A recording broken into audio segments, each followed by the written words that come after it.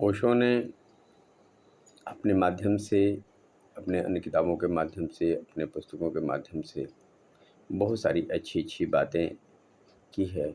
जैसे हम चाहें तो बंधन मुक्त हो सकते हैं, लेकिन हमें बंधने में बहुत आनंद आता है। ऐसी एक कहानी मैं आपको बताऊँगा। धर्म, धर्म, धर्म। धर्म का कितना विचार चलता है, लेकिन परिणाम क्या है? मैं जिसे सुनता हूँ वही शास्त्र वचन उद्धृत करता है, लेकिन परिणाम क्या है? मनुष्य निरंतर दुख और पीड़ा में डूबता जा रहा है, और हम हैं कि अपने सीखे हुए सिद्धांत दोहराए जा रहे हैं। जीवन प्रतिक्षण पश्चाता की ओर झुकता जा रहा है, और हम हैं कि पत्थरों के पुराने मंदिरों में सदा की भांति सिर झुकाए चले जा रहे हैं। शब्द, मृत शब्दों में हम इतने घिरे हैं कि शायद सत्य को देखने की क्षमता ही हमने खो दी है।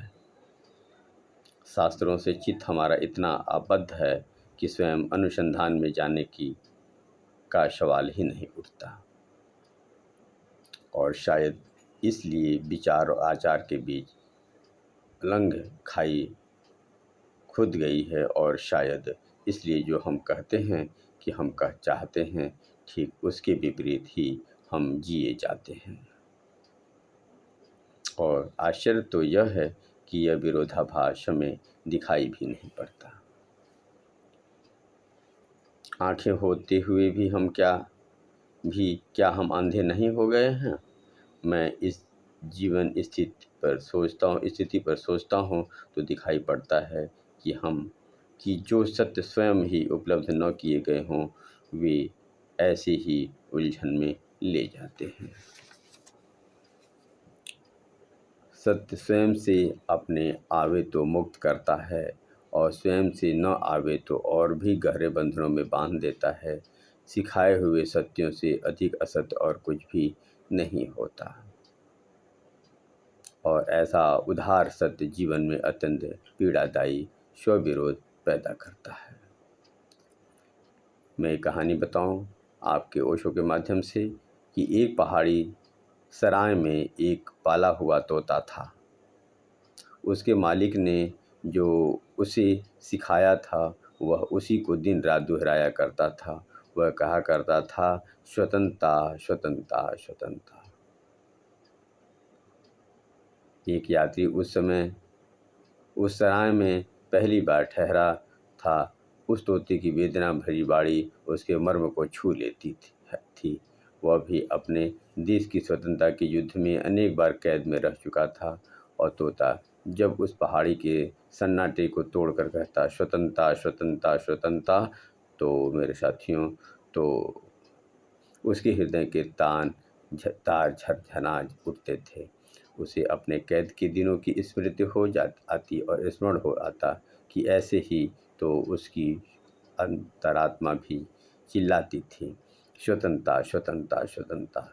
रात्रि हो गई तो वह यात्री उठा, और उसने स्वतंत्रता के आकांक्षी उस तोते को उसकी कैद से मुक्त करना चाहा। यात्री तोते को उसके पिंजड़े से बाहर खींचता था, लेकिन तोता निकलने को राजी नहीं होता था। इसके विपरीत अपने शिकंजों को पकड़कर वह चिल्लाता था, स्वतंत्रता, स्वतंत्रता, स्वतंत्रता। बड़ी मुश्किल से वह यात्री तोते को बाहर निकाल पाया। उसे आकाश में उड़ाकर वह निश्चिंत हो सो गया, लेकिन सुबह उठकर ही उसने देखा कि तोता अपने पिंजड़े में अंदर से बैठा है और चिल्ला रहा है, स्वतंत्रता, स्वतंत्रता, स्वतंत्रता। तो आज मेरे दोस्तों, आज ओशो ने अपने प्रवचन के माध्यम से बहुत सारे लोगों को सिखाया। हम स्वतंत्रता, स्वतंत्रता तो चाहते हैं, लेकिन हमें कैद में ही आनंद आता है, क्योंकि हमने अपने परंपरावादी रूढ़ियों को उसको छोड़ा नहीं है, और न छोड़ना चाहते हैं।